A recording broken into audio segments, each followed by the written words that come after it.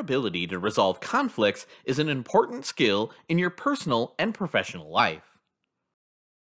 Some organizations encourage and teach employees to confront others through a culture of candor. The manner in which conflict is expressed influences reactions and how the conflict process unfolds successfully or not. Therefore, you can develop your ability to assertively confront or be confronted by people in a manner that resolves the conflict without damaging interpersonal relationships.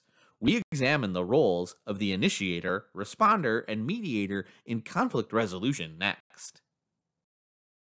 The initiator is the person who confronts another person or other people about a conflict. Your attitude will have a major effect on the outcome of the confrontation. If you go into a confrontation expecting to argue and fight, you probably will. To resolve conflicts, you should develop a plan of action. When you initiate a conflict resolution using the collaborating style, follow the initiating conflict resolution steps. First, plan to maintain ownership of the problem using the XYZ model. Second, implement your plan persistently. And third, make an agreement for change. The XYZ model describes a problem in terms of behavior, consequences, and feelings. Part of the reason that we're not successful at resolving conflict is that we wait too long before confronting the other party, and we're in an emotional state without planning, using passive-aggressive behavior. We end up saying things that we don't mean because we haven't given thought to what it is we want to say and accomplish through confrontation. You should realize that when you're upset and frustrated, the problem is yours, not the other party's. There are 4 things we should not do during the opening XYZ statement. First, don't judge the person's behavior. Don't give advice. Don't make threats, and don't try to place blame.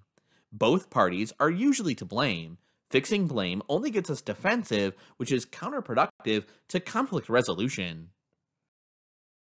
Keep the opening statement short. The longer the statement, the longer it will take to resolve the conflict. People get defensive when kept waiting for their turn to talk. Use the XYZ model. You do this when X behavior, Y consequence happens, and I feel Z feelings. When you smoke in my room, their behavior, I have trouble breathing and become nauseated, consequence to you, and I feel uncomfortable and irritated, your feeling. This is the XYZ model. After making your short planned XYZ statement, let the other person respond. If they acknowledge the problem and say they'll change, you've succeeded. Often, people don't realize there's a conflict when approached promptly, and they're willing to change. However, if the other party doesn't understand or avoids acknowledgement of the problem, persist. Explain it in different terms, and be sure to listen to the other party and watch for nonverbal cues.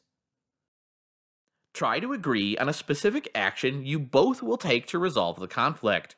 Remember that when you're collaborating, you're not forcing.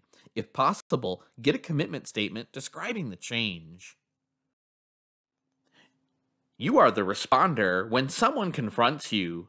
Most initiators do not follow the model we just talked about. Therefore, as a responder, you must take responsibility for successful conflict resolution by following the conflict resolution model yourself. Responding to a conflict resolution takes a similar approach.